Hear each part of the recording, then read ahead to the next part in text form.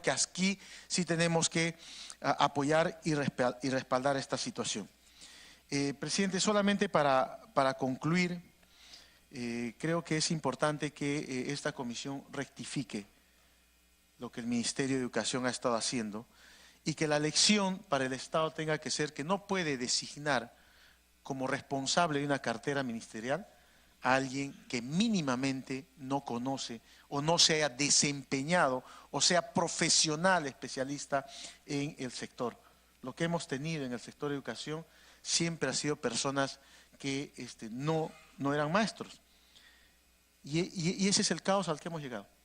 Por eso, presidente, creo que la propuesta de la iniciativa legislativa para restituir el derecho a los directores, para restituir el derecho a los docentes interinos y garantizar los derechos de los docentes contratados, tiene que ser respaldado desde esta comisión. Muchísimas gracias.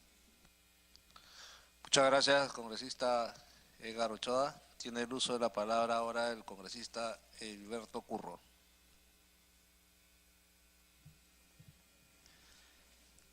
Muchas gracias, presidente. Por su intermedio, quiero expresar el saludo cordial a todos los colegas congresistas que están presentes.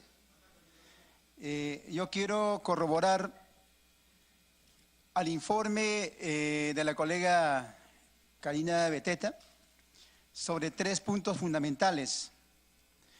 Primero diciendo, colegas congresistas,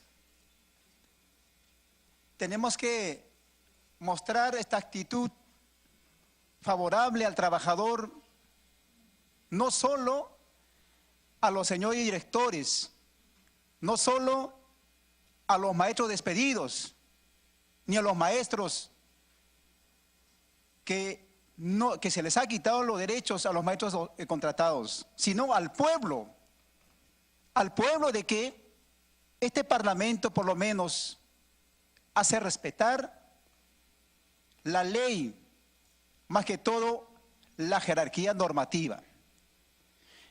Y en ese sentido, el caso de los señores directores. Para entender este caso es tan sencillo. Es similar lo que ha ocurrido con las deudas sociales al magisterio peruano. No respetaron la ley, se ha implementado un decreto supremo y eso ha generado la deuda social. Igual con los directores, se ha implementado un decreto supremo, la 003, sin respetar la ley de reforma magisterial 29944, su artículo 38, ¿no? La evaluación en el cargo no se ha respetado. Entonces, es por eso que la justicia peruana a los maestros por deudas sociales les ha dado la razón. Y a los directores también le está dando, ¿no? Están en esa lucha también. Entonces, yo considero de que a los señores directores se les ha vulnerado los derechos. Inclusive, no se ha respetado la Constitución, que dice en su artículo 103, la ley, desde su entrada en vigencia, se aplica a las consecuencias de las relaciones y situaciones jurídicas existentes y no tiene fuerza ni efectos retroactivos. Entonces, al implementar un decreto supremo, no se ha respetado la jerarquía normativa.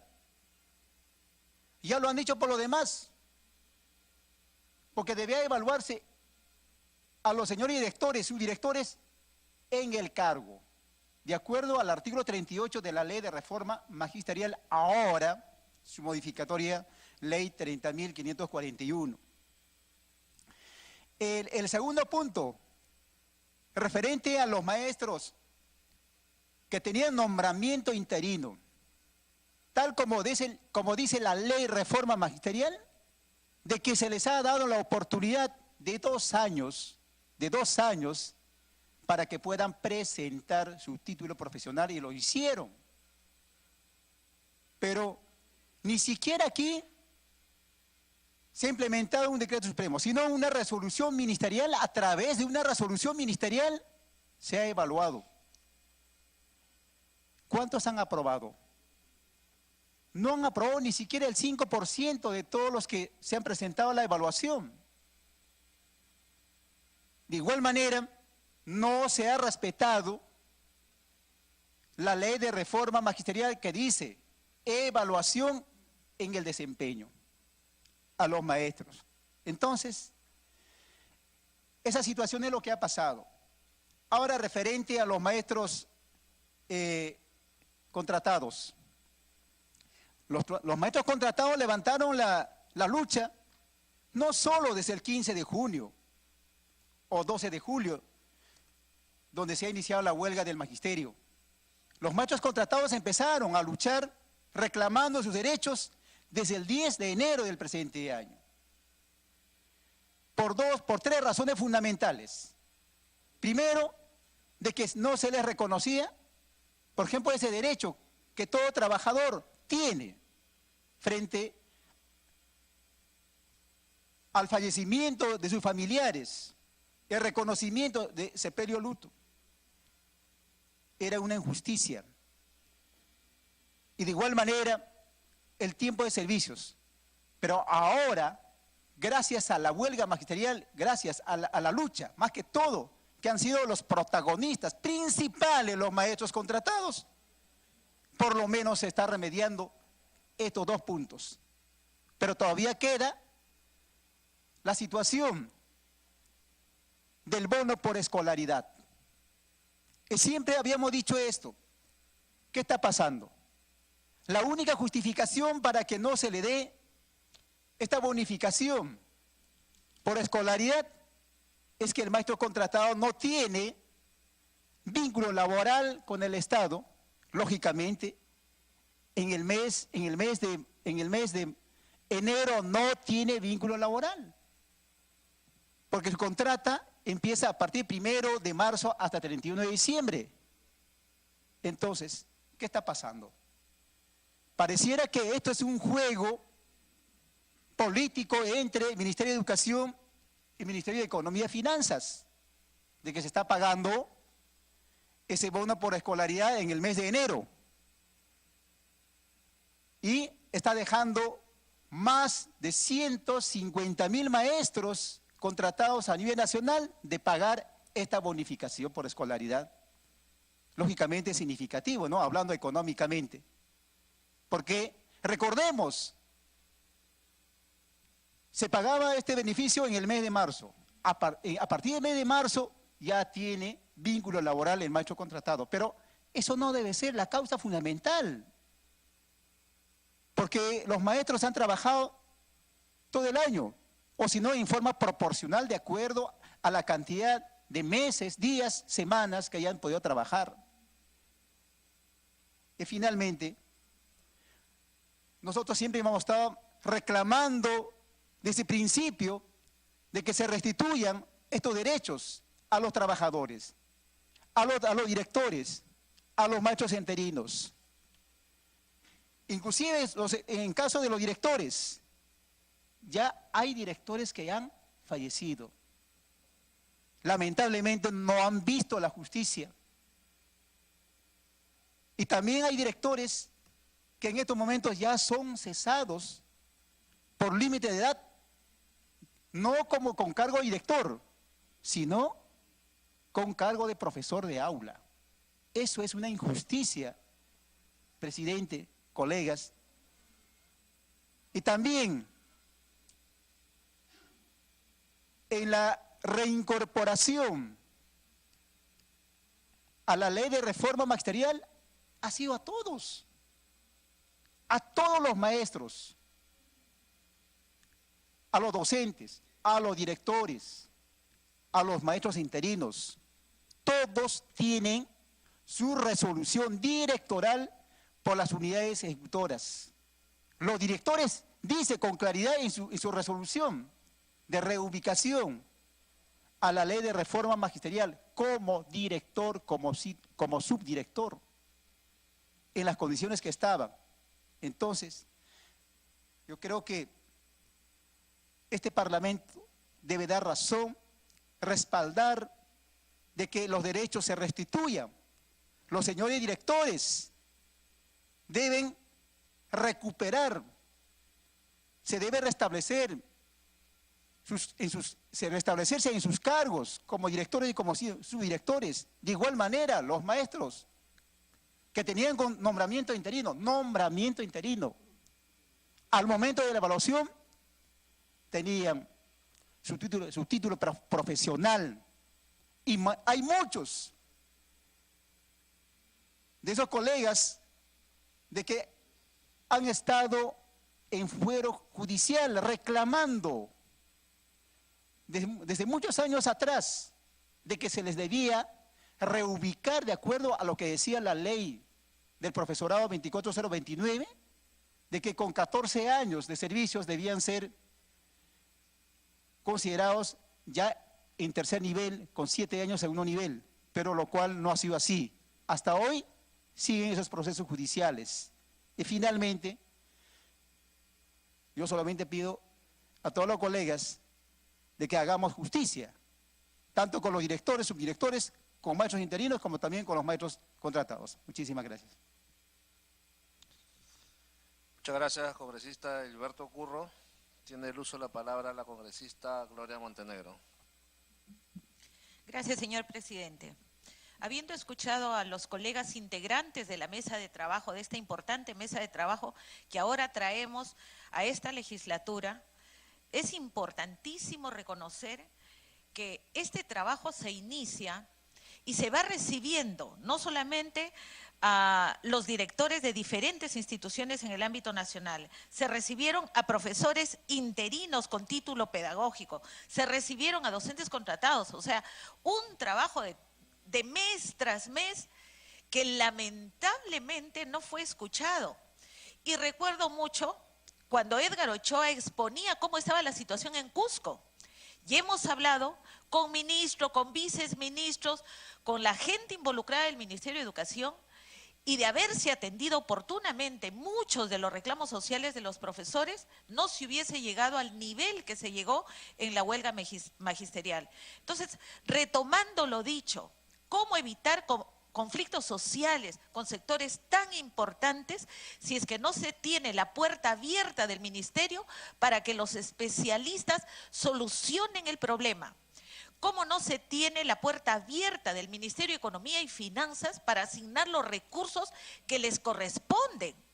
No estamos pidiendo cosas que no les corresponden, sino la asignación que ya estaba destinada a atender estos pedidos.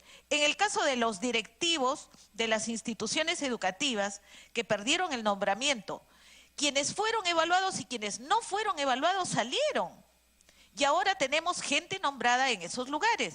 Entonces, el viceministro de Asuntos Pedagógicos tiene que hacer un planteamiento bastante serio de cómo se va a solucionar este problema, pero los derechos se tienen que hacer respetar.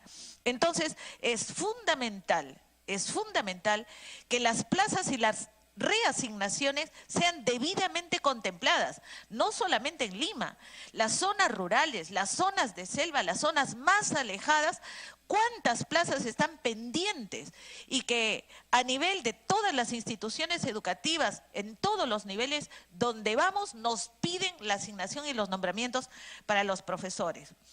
Estos profesores con nombramiento interinos, que tenían las mismas responsabilidades que los nombrados, se les dice chao, sin su reconocimiento, al cual tenían derecho, creo que es otro tema que tiene que ser atendido con carácter de urgente. Y nuevamente insisto, docentes, directores de zonas rurales que los trasladan a zonas más lejanas con un bono que no cubre todos los gastos que ellos tienen que hacer y que muchas veces con sus recursos compran el material educativo para implementar el aula, para ayudar a eventos, para hacer sus ferias, para hacer las ferias de investigación. Para todo falta recursos. Y nuevamente insisto, ¿dónde falta más? Zonas rurales, zonas alejadas, zonas de selva.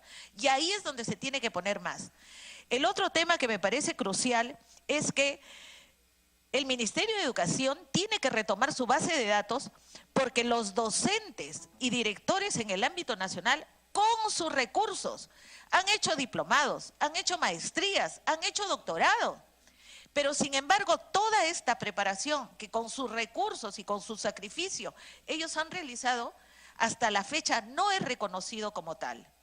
Entonces, por un lado se pide la evaluación de desempeño, que es sumamente importante el trabajo en aula, pero para ese trabajo en aula, cuanto más preparados está, mejores resultados obtenemos. Además, como lo dijo uno de los colegas, a más preparación se eleva el nivel de la educación pública, que es lo que queremos. Rescatar el valor de la educación pública para todos los peruanos, no solamente en colegios como el Guadalupe o colegios como los que tiene Lima, sino colegios justamente que no serán emblemáticos de nombre, pero que tienen cientos y miles de alumnos con muchas condiciones para hacer y tener los mismos resultados de calidad que acá en la costa, pero que por falta de atención no los tenemos. Por eso que es fundamental el trabajo del Ministerio de Educación con el Ministerio de Economía y Finanzas, porque podemos tener excelentes programas y propuestas de mejora, pero si no se asigna el presupuesto correspondiente, hemos hecho nada. El otro tema que me parece fundamental y que debe tomarlo esta nueva gestión es que si bien se asigna a los gobiernos regionales los montos asignados para la deuda social, en diferentes instituciones donde vamos, acabamos de estar, por ejemplo, en el Santo Toribio de Mogrovejo, en Florencia de Mora, ciudad de Trujillo, pleno centro. Estamos con docentes que ya han ganado judicialmente el tema de sus derechos de deuda social. Pasan los meses, pasa el año, pasa 2 años y hasta ahora no les cubren. ¿Cuál es la prioridad? ¿Cómo se prioriza para atender a tanto sacrificio y que esto corresponde por ley? Entonces, hay que reconocer la importancia de retomar estos temas, pero también la importancia de que el Ministerio de Educación tome en seriedad y con anticipación todos estos reclamos para no llegar a conflictos que afectan no solamente al sector, sino a los estudiantes que ahora están recuperando clase y que esperamos que eso sea debidamente supervisado, porque no queremos que ellos sean los más afectados en estos procesos que resultan totalmente injustos para el sector que es más importante para el desarrollo del país. Gracias, señora presidenta. Gracias, congresista Montenegro. Tiene la palabra el congresista Julio Rosas. Buenos días, presidenta. Saludando a todos los presentes. En primer lugar, creo que el informe realizado por esta mesa de trabajo, presidida por la congresista Karina Beteta, es un informe que ha recogido la realidad del país en el sector educativo. Veo de manera objetiva, con los pros y los contras, y ha tenido el tiempo suficiente. No voy a redundar en lo que ya dijeron mis colegas, que comparto, dicho sea de paso, con lo que mencionaron. Sin embargo, para hacer efectiva y eficaz las medidas que se debe tomar desde esta comisión, no solo incorporar muchos puntos de este informe a los proyectos de ley que deben ser canalizados por esta comisión, sino se debe adelantar también con oficio de esta comisión al Ministerio de Educación, para que ya vaya tomando en cuenta todas las recomendaciones que hace esta comisión. No digo el grupo de trabajo, porque el grupo de trabajo responde a nuestra comisión. Una vez que la comisión lo asume, sale con propiedad de la comisión. Entonces, para que tenga el peso que corresponde, oficiar al ministro de Educación, que al parecer ha mostrado buena voluntad de trabajar en ese sector, pueda tomar en cuenta ya las recomendaciones con urgencia y prontitud para que esto se vaya canalizando, cosa que no contradice algunos puntos que podamos tomar en cuenta en los proyectos de ley que correspondan, presidenta. En segundo lugar, permítame un tema adicional. Todos en el Perú sabemos, presidenta, que nuestra nación viene siendo golpeada por la violencia. Solo que en el tratamiento de la violencia hay opiniones objetivas y claras y a veces un poco miopes, o sea, sesgadas, por un lado. La violencia, presidenta, y esta comisión lo sabe, por eso saludo también el proyecto que presenta el congresista Mantilla de fomentar la cultura de paz, A veces se piensa que es solamente contra la mujer, Hablando el otro día con un grupo de mujeres, dice, yo soy femenina, sin ser feminista. Qué interesante. Nosotros debemos luchar como país contra todo tipo de violencia. Por ejemplo, violencia contra la mujer hay que luchar. Violencia entre mujeres, también hay que luchar. Violencia de padres a hijos, de hijos a padres, entre hombres, de grandes a niños. La violencia debe ser inclusiva, sin discriminación, y se debe luchar de manera completa y total. En ese sentido, Presidenta, nosotros debemos decir, nadie menos, nadie pues, que incluya, que no discrimine.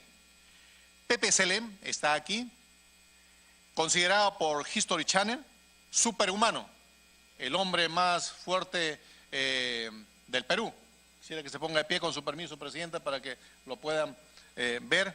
Uno de los hombres más fuertes del mundo, muchas gracias, con más de 14 millones de vistas en YouTube y más de 150,000 seguidores en las redes sociales. Considerado entre las 50 personas de mayor influencia entre los jóvenes de 14 a 30 años. A ese grupo que hay que ayudar para que no haya violencia. Entonces se va a promover, y espero que esta comisión pueda participar y tomarlo, en la lucha frontal contra la violencia. Nadie menos, ni hombre, ni mujer, ni niño, ni adulto puede ser víctima de la violencia. Todos tenemos que trabajar. Acá está el lenguaje, escuchen bien, todo el Perú. Inclusivo, sin discriminación, porque si decimos solo violencia contra la mujer, estamos sesgando, somos parciales, somos selectivos y hasta miopes. Pero si decimos violencia contra todo ser humano, que incluya hombre, mujer, niños, adultos, ancianos, padres, hijos, ahí sí, recuerden, es inclusión total sin ningún tipo de discriminación. El discurso con el decurso en la vida debe ir unido, Presidenta. Muchas gracias. Muchas gracias, congresista Rosas. Tiene la palabra el congresista Edmundo del Águila.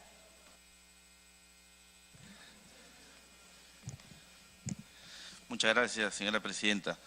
Yo fui parte de este grupo de trabajo que durante varias sesiones nos dedicamos a poder analizar esto, partiendo siempre de escuchar a los diferentes actores que estaban involucrados o que están aún involucrados en el tema. Y efectivamente, eran tres los sectores sensibles los cuales estábamos discutiendo. Era el tema de los profesores interinos, los directores y los profesores contratados. Se emitió un dictamen en mayoría, pero también se emitió un dictamen en minoría, lo cual sería bueno, la persona que firmó el dictamen en minoría, que es el congresista Vicente Ceballos, quien no está presente el día de hoy, poder escucharlo, ya de repente sería en una próxima sesión, para poder tener un análisis mucho más amplio, diverso e indudablemente crítico.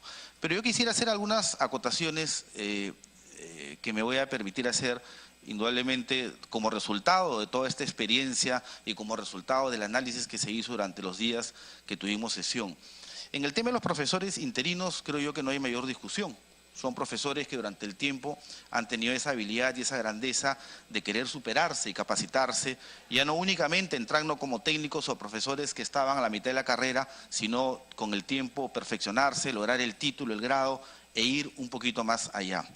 Con el tema de los profesores contratados, a raíz de la huelga y lo que tuvimos la oportunidad también de ser como mediadores de la huelga, vimos cómo finalmente estos profesores fueron reconocidos. Fueron reconocidos no solamente en sus derechos salariales, sino también en sus derechos laborales. Hoy en día los profesores contratados tienen casi los mismos derechos, tanto laborales como salariales, que un profesor nombrado. La única excepción es el tema de la escolaridad. Y sería bueno que lo sepan aquellos que piden el tema de la escolaridad, que es un tema que yo lo solicité y lo pedí, pero siempre ante una pregunta hay una respuesta. Y así como uno tiene la capacidad de poder emitir una pregunta, tiene que tener la capacidad de poder entender, asimilar, comprender y sobre todo aceptar la respuesta. El tema de la escolaridad es un tema que va más allá de las facultades del Ejecutivo e indudablemente que este legislativo. Es un tema normativo. Si se le pide escolaridad para los profesores, habría que hacer un quiebre o una franja, algo transversal, que involucraría a todo el personal, ¿no?, que trabaja para el sector público, lo cual indudablemente no altera o modifica cualquier tipo de presupuesto de cualquier gobierno, en este caso el gobierno del país. Entonces es un tema que todos quisiéramos que llegara, sería lo óptimo, sería lo ideal, pero por el momento, por un tema presupuestal, creo yo que no se va a poder dar. Lo otro, el tema de las evaluaciones. En el tema de las evaluaciones se ha avanzado bastante. Ya no son evaluaciones, como dicen antes, de conocimientos, evaluaciones que apuntaban a querer desacreditar o sacar a los profesores, sino por el contrario, son evaluaciones que van más allá y que lo que busca es poder cubrir esas falencias o esas deficiencias que los maestros pudieran tener en evaluaciones previas. Creo yo que eso se ha avanzado, eso se ha logrado y finalmente es lo que hoy en día se está aplicando, iniciando por la educación inicial. En el tema de directores, ahí viene el gran problema. Ahí viene el gran problema, ¿por qué? Porque los directores efectivamente todos fueron reconocidos o fueron instalados vía concurso. Es un derecho que nadie se lo puede quitar. Pero a su vez, con el pasar de los tiempos, hubieron concursos nuevos. Concursos en los cuales se iniciaba la nueva carrera magisterial. Y hoy en día esas plazas de los profesores o de esos directores ya están ocupadas por nuevos directores que vía concurso accedieron a esa plaza. Entonces no vaya a ser que finalmente esto se convierta en una ruleta, que nosotros para incluir a estos directores que tienen derechos ganados, tendremos que excluir a los directores que están actualmente, que también tienen derechos ganados. Entonces ahí habría que encontrar una combinación o una fórmula que permita encontrar o armonizar esta situación. Porque si hoy en día tenemos los reclamos de los directores antiguos, mañana más tarde lo vamos a tener de todos aquellos que con justa razón, al igual que los anteriores, van a reclamar porque han sido desplazados por sus espacios. Entonces, señora presidenta, permítame hacer un pedido. Yo, con mucho gusto. Tiene la interrupción, congresista Velázquez. Presidenta, primero que quiero decir, con el mayor respeto que merece el congresista Edmundo del Águila, porque no está el autor del informe en minoría, esto se puede diferir. No podemos seguir, o sea, premiar a los que no vienen. Aquí hay un dictamen, un informe que se ha puesto y se tiene que discutir y se tiene que votar, y democráticamente. Y segundo, quiero decirle que no es cierto lo que dice el congresista. La propuesta que estamos presentando como proyecto de ley dice lo siguiente: en caso de que los cargos directivos han sido ocupados por docentes mediante concurso público convocado por resolución ministerial 426/2014 o posteriores, la reposición se hará en otras instituciones educativas. Eso no se ha hecho. Hay que dar una solución. ¿Por qué ponernos en una situación de convalidar una ilegalidad perpetrada por funcionarios abusivos? No me parece. Gracias, presidente. Gracias, congresista Velázquez. Puede continuar. Bueno, yo pedía la presencia del congresista Vicente Ceballos en aras de que aquellos que no estuvieron en la comisión tuvieran mayor información y capacidad de poder emitir un voto mucho más informado. Acá no se trata de poder premiar al que vino, al que no vino. Yo creo que nadie está excluido de algún lunes poder faltar y sobre todo cuando él ha presentado una dispensa o una excusa. Congresista Montenegro, ¿tiene la interrupción?